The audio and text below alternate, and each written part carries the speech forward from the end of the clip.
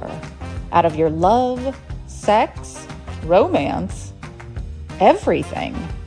You're curiouser. So am I. In this live, I'm sharing my thoughts on life, love, passion, and creating something that is far better than I ever could have dreamed. Welcome to Curiouser. How awesome is that? Hello, that guy over there. Nice to see you.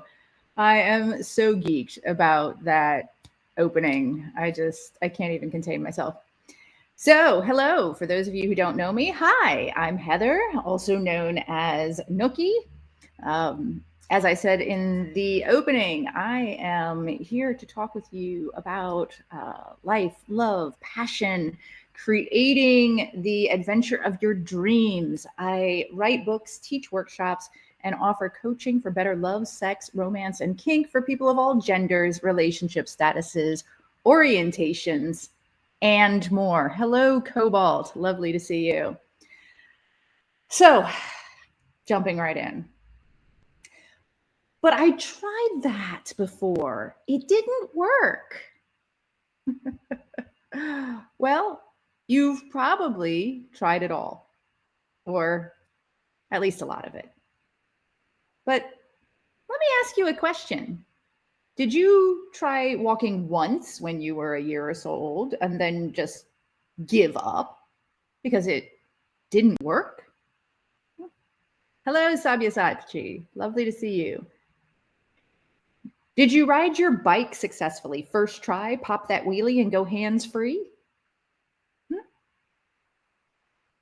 What about that one time in band camp?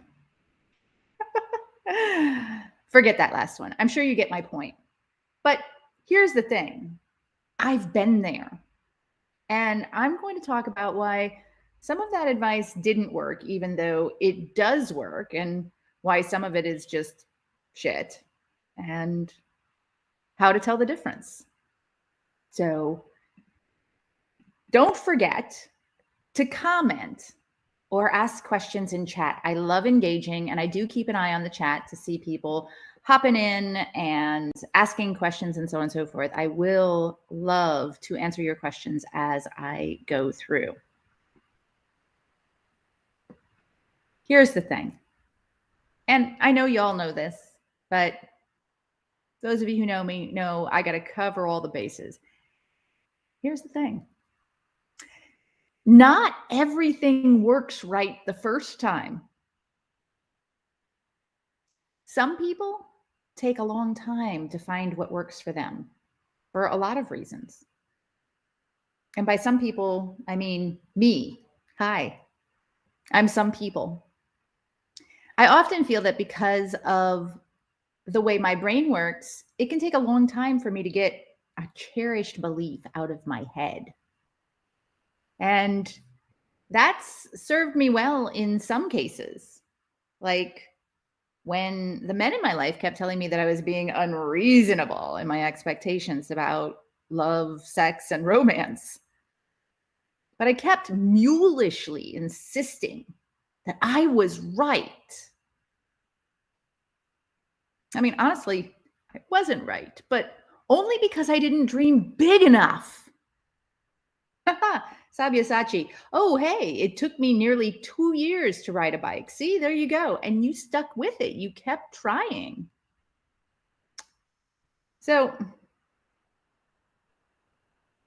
I wasn't right because I wasn't dreaming big enough. But you know what else wasn't right about all of that? Me. I wasn't the right person yet. I didn't have the right skills. I didn't have the right mindset. I wasn't strong enough.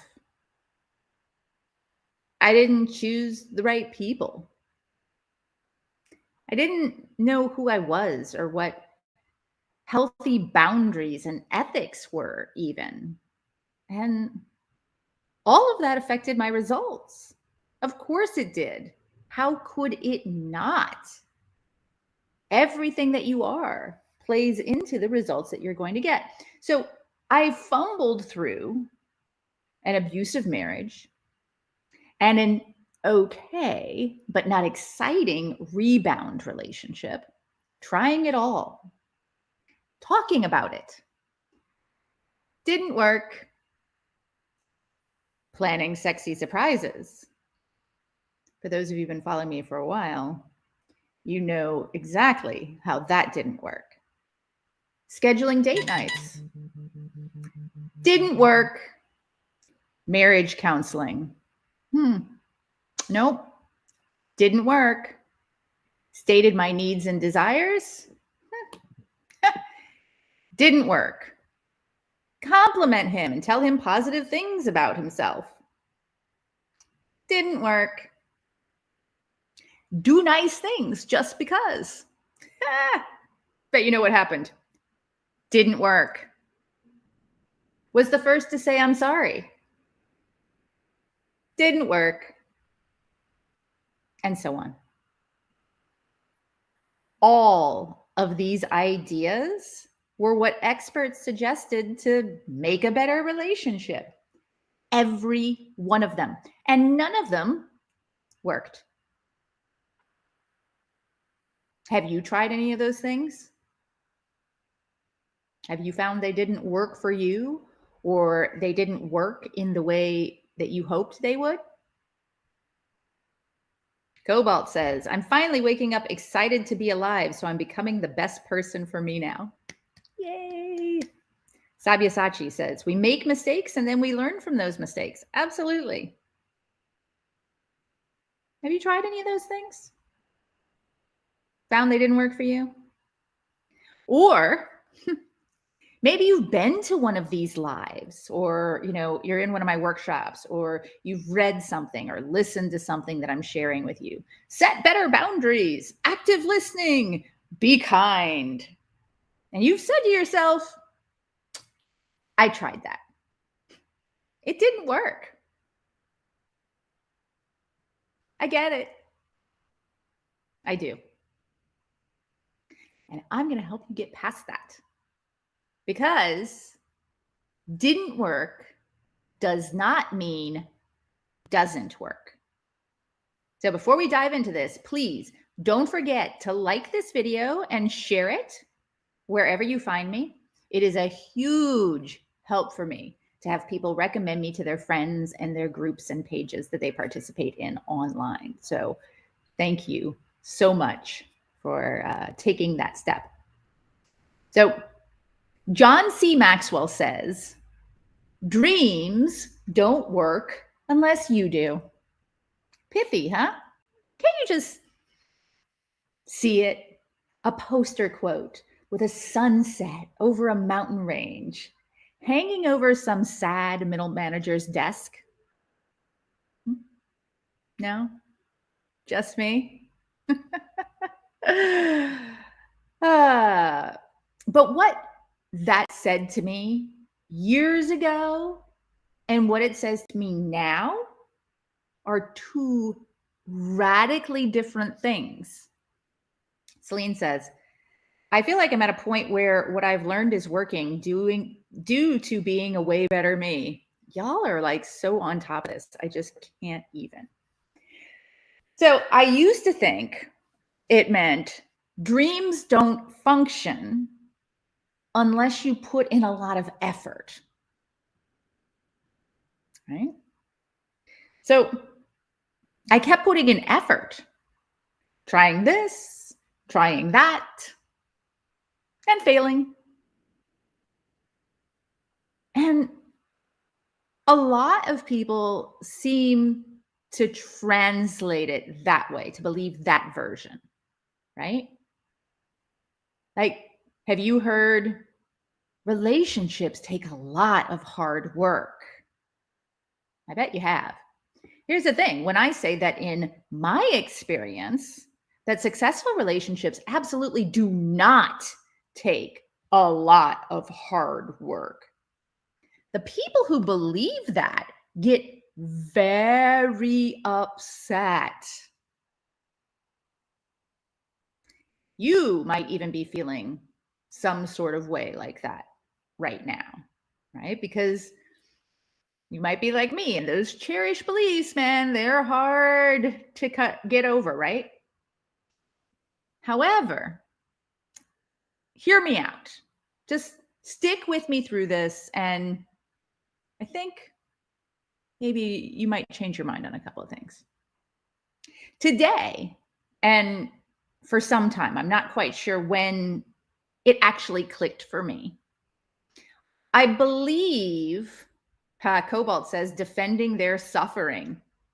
Ding. And not just defending their suffering, but defending the fact that their suffering must exist, because it's really hard to admit that sometimes what you're doing to yourself is suffering, right? And that you could choose something else and it's that simple and you haven't done it. Huh. Been there, done that.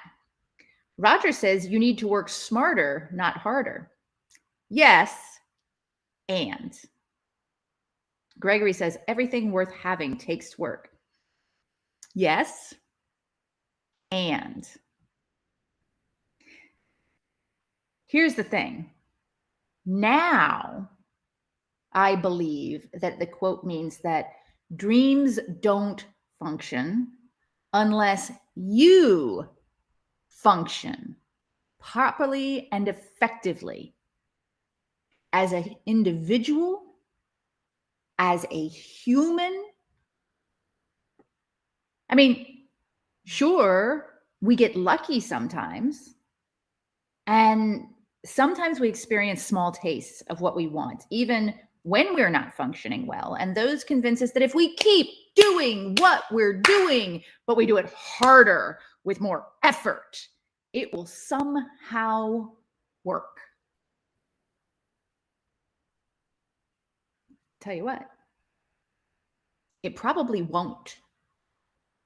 The only work we need to put into creating a healthy and successful relationship is self-work, which can both sound pretty freaking scary and also be incredibly powerful and validating, right? Because that makes it up to us.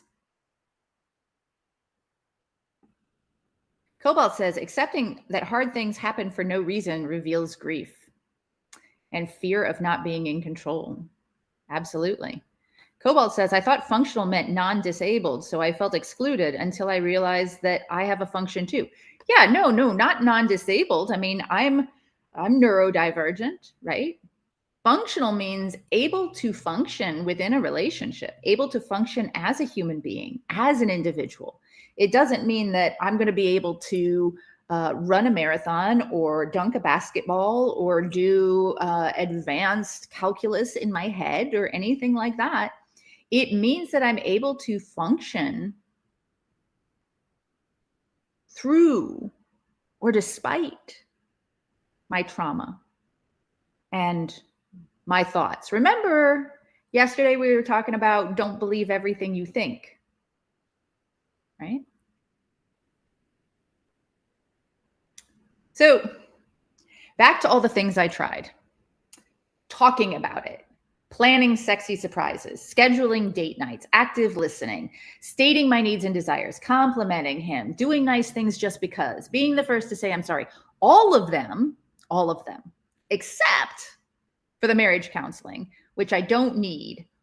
All of those things work right now. And I use them in my ecstatically happy relationship damn near every day. And because I worked on me, I was lucky enough to find and entrance a partner who also practices those same things nearly every day, and it works for him too. Right? So let's dig a bit deeper. But before we do dig a bit deeper, did you know that I've recently started offering coaching? I do. If you'd like to spend some one-on-one time with me, supercharging your relationships with a custom plan based on your personal needs, then visit me at Coach Nookie at curiouser.life. Of course, you're always welcome to join me for these free live events or to join one of my membership options or workshops. But some of you want more and thrive with personal accountability, and you asked for it, so I'm offering it. Now, let's get back to getting curious and making it all work. Digging in. Why do those things work now when they didn't work then? Well, first, I wasn't the right person yet. I had to get honest with myself. And I'm going to be honest with you. I was not the right person for those things to work because I was trying to work them for the wrong reasons. You see, I was still caught in a control or be controlled mindset when it came to my relationships. The questions I was asking in my head were, how can I get him to be more romantic? How can I make him open up to me? Why can't he tell me he loves me more often?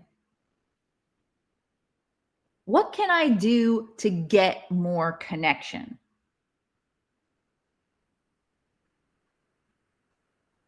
Do you hear what all of those things are saying? I was doing every single one of those things to get what I wanted. Not to create a better life for both of us, because I just knew that if I got what I wanted, life would be better. For me, well, for him too, right? I have a saying that I got from one of my mentors, David Shade. Don't do the things, be the person who does the things. I was doing the things, the romantic equivalent of putting a quarter into a human to get what I wanted out. Pretty gross, huh?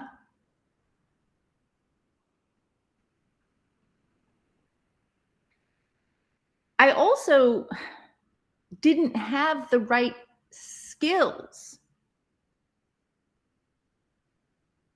I didn't know how to step outside of myself and how to be kind. I could only see things from my perspective, the right perspective. And actually, so earlier today, I had to get my wallet to, I don't know, pay for something or another online. And inside my wallet is a little patch that I bought from a pop-up shop. And I'd like to share this with y'all. You can read that. It says, frequently wrong, never in doubt. So I feel like that describes, me in previous relationships pretty nicely. Hi, everybody. I'm frequently wrong and never in doubt. Yeah. So, little share there. My ex-husband, you see, was abusive. But he had his own demons, right?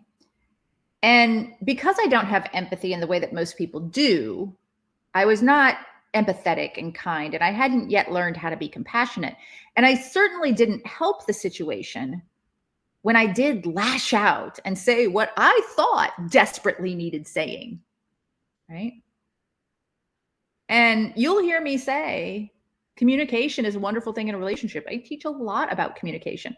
But when you're bitter and angry and quite frankly, selfish about your relationship, not going the way you want it to, the way you think it should, the way that is right, communicating that will generally not make things more romantic and loving and all the things that I wanted.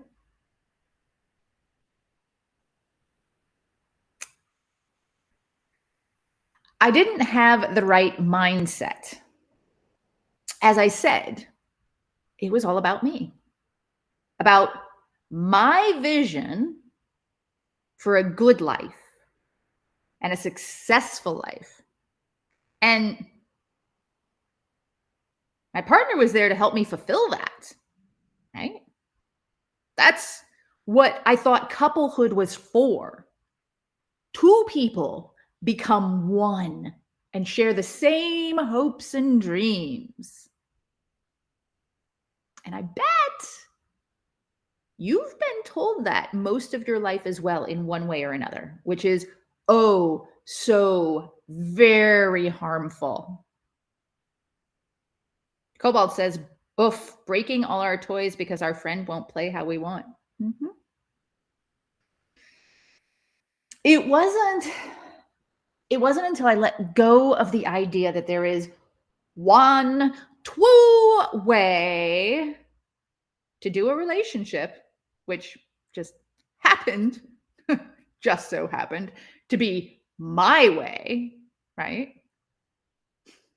And only one path that both of us have to take at the exact same time, at the exact same pace, in lockstep together.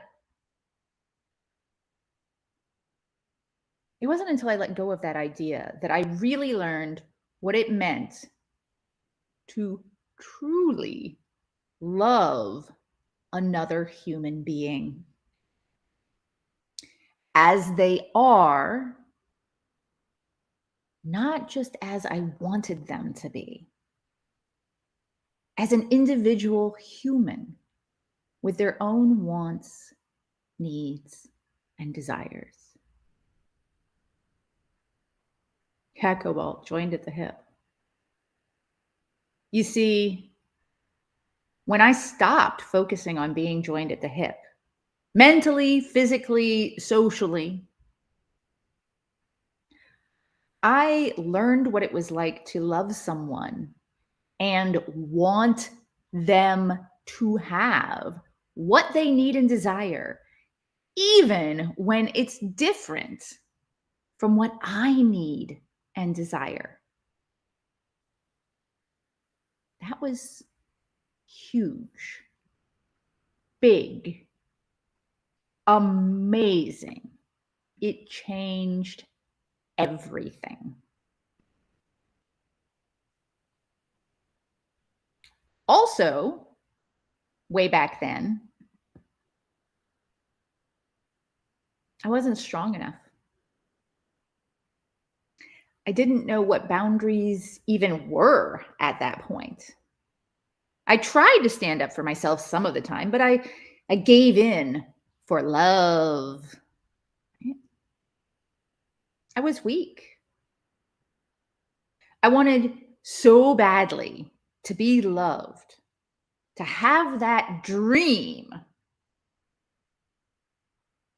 that I compromised who I was into non-existence. I became someone else. And when I was writing this script out, I had a eureka moment. Like I was literally typing this out and I'm like, oh, holy fudge buckets. So this is what went through my head. When two people meet, the sparks fly, right? There's so much to learn and discover, so many differences, so much fascination. You're curious about them, right? And then because somewhere in our head, we believe that two people become one and share the same hopes and dreams. And so we try to make that happen. And it becomes a struggle to be the one to control those hopes and dreams and to get what we need and want.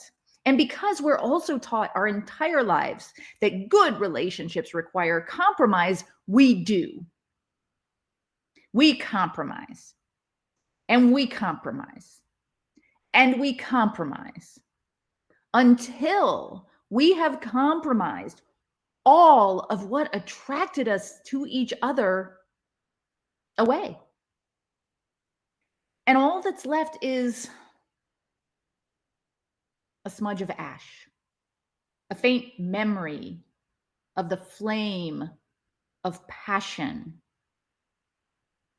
that attracted us to begin with, that we started with.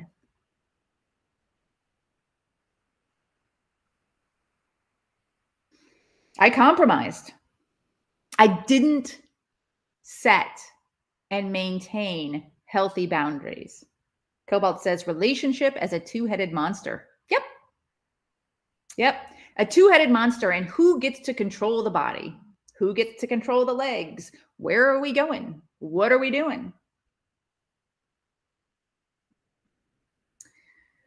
Yeah, so I didn't set and maintain healthy boundaries. I did set and force rules that ultimately didn't matter and didn't work, and ultimately also weakened my ability and desire to be healthy and loving. I was not strong enough to be me in my relationships for fear that being me was not enough.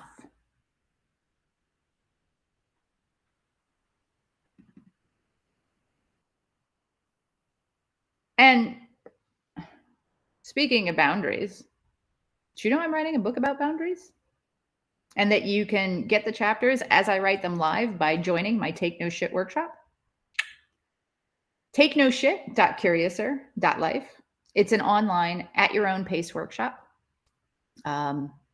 We just yesterday had our weekly session, which was a guided meditation on using the past to fortify our future.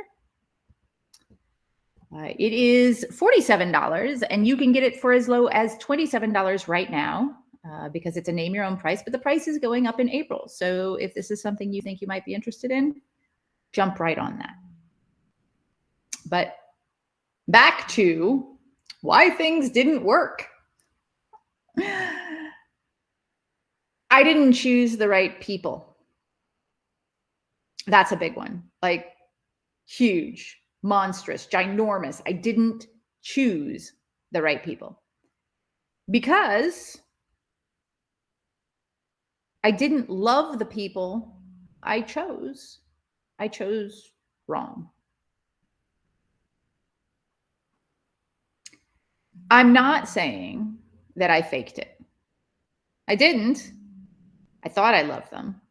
I did love them the best way I knew how. I just didn't love them. All their positive qualities, all of their flaws, everything. I couldn't. I didn't have the mindset to understand that. And I didn't have the skills to see it and tease it out. And so I constantly, over and over and over again, fell for people who showed me a mirror of myself with just enough difference to intrigue me. And when my interest was piqued, I thought, this is the one. And then when my reflection that I saw inside them began to shatter, I got angry and tried to force it back into place. And as you can probably imagine, they got angry as well and didn't want to be controlled. Perfectly understandable. And so would refuse what I wanted to do and only do what they wanted to do, while, of course, I was doing the exact same thing. Both of us were trying to get the other to do what we wanted, battling it out and leaving scars.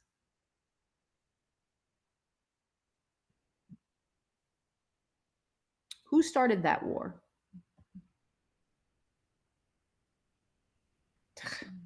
Who cares?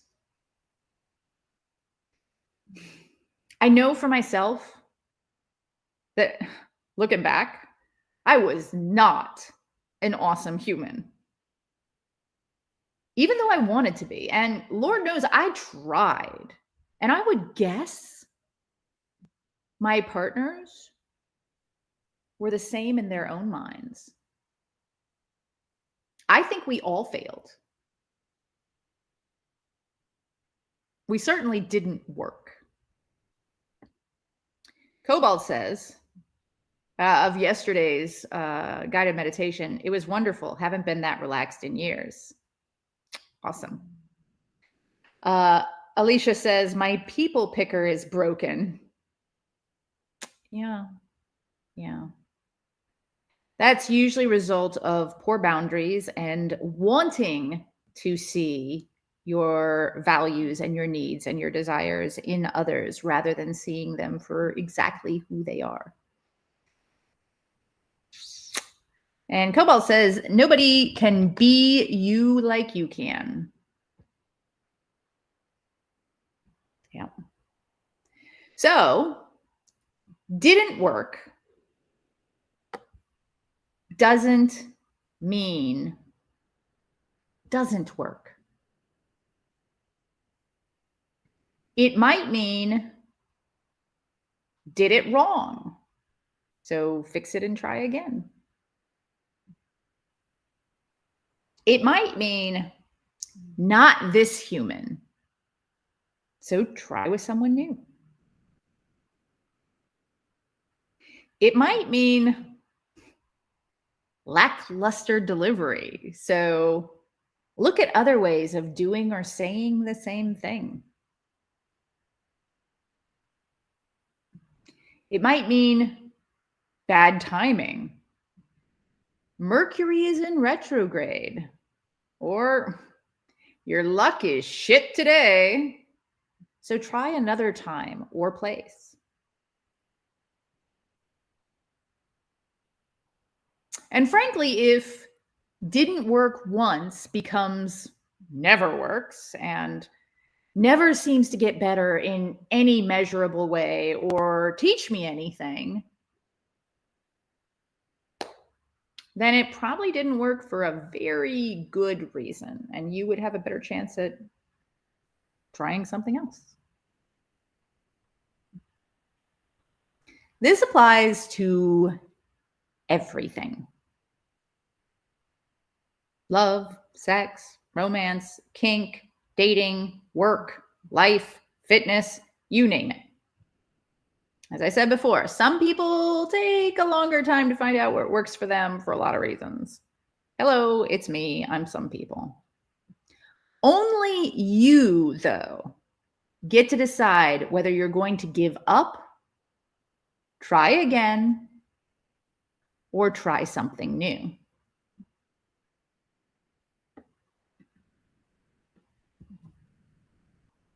Are there any questions that I can answer for you today?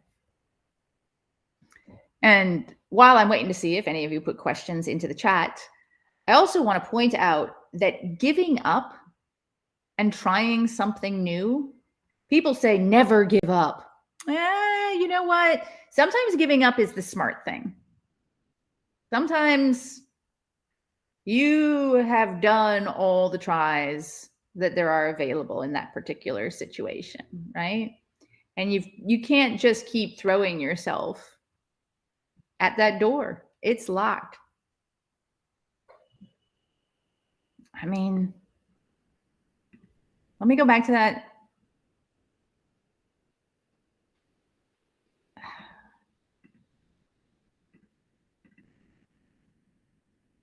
Where is it?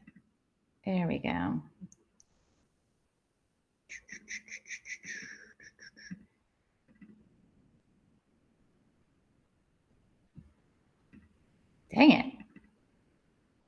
Oh, here we go. There's that list because my brain suddenly blanked. Talking about it, planning sexy surprises, scheduling date nights, active listening, marriage counseling, stating my needs and desires, complimenting him, doing nice things just because, being the first to say I'm sorry. All of that. I tried over and over and over again. I bought new relationship books and I tried it in different ways. I bought those books, those ones that you go in and you like tear out a package and it says, here is a way to plan your date night or whatever it is. And I tried that. And finally, I had to realize that I needed to stop trying those things and try something else. And what I needed to try eventually, that I finally figured out, is that I needed to learn how to be a functional human being.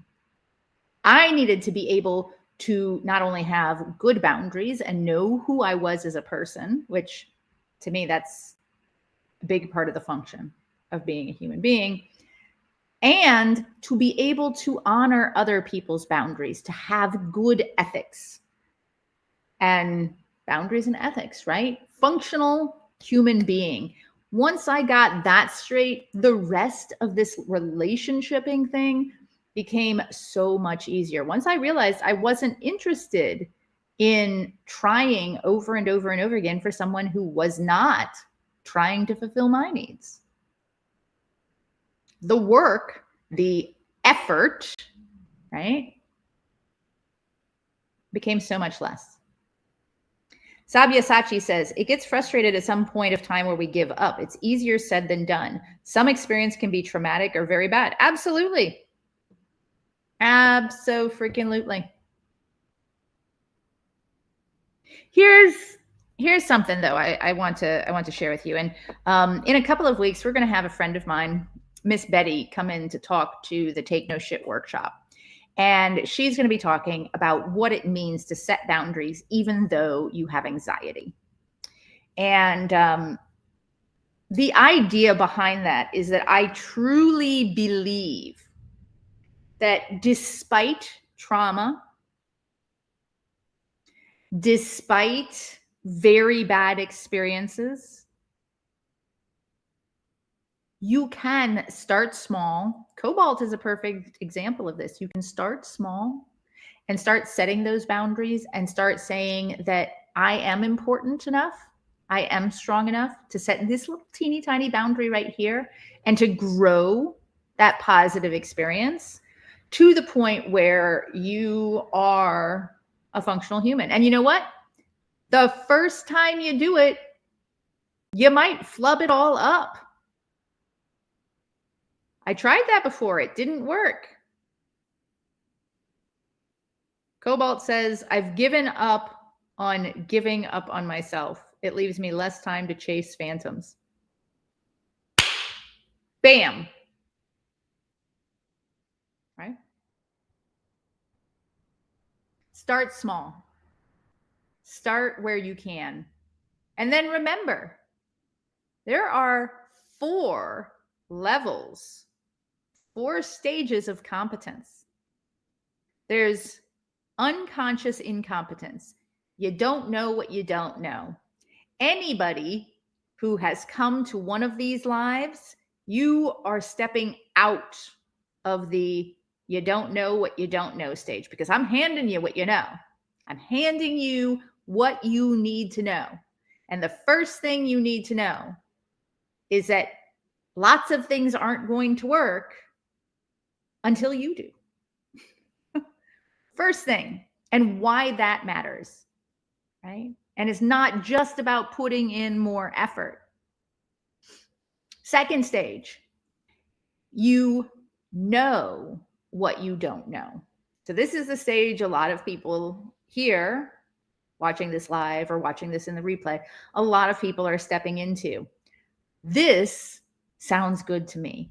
This intrigues me. I have to learn more. I know that I don't yet know how to do this. Right? but you will, because you're going to work on it. Because like Cobalt says, you are going to give up on giving up on you, right? And you're not going to continue to be like me and continue to do the things that a relationship requires so that you get out of it what you want, right? Again, humans are not vending machines. You can't put in a nice act and hope that you get out exactly what you want. That is not how this works. Third stage, conscious competence. This is when you start getting good at all of this, and it takes a while. And you're going to spend a lot of time in this. Conscious competence is when you are good at something when you are able to be intentional about it, when you are thinking about it, when you can put time into the process, right? When I'm angry, if I pause and say to myself, okay, I know how to handle this, I can do it right. When I'm angry and I don't do that, I fudge it all to hell. That is an example of conscious competence versus the last stage, which is mastery, unconscious competence. You are competent even when you're not thinking about it, even when you're not focused on it, right? Another great example of conscious competence versus unconscious competence.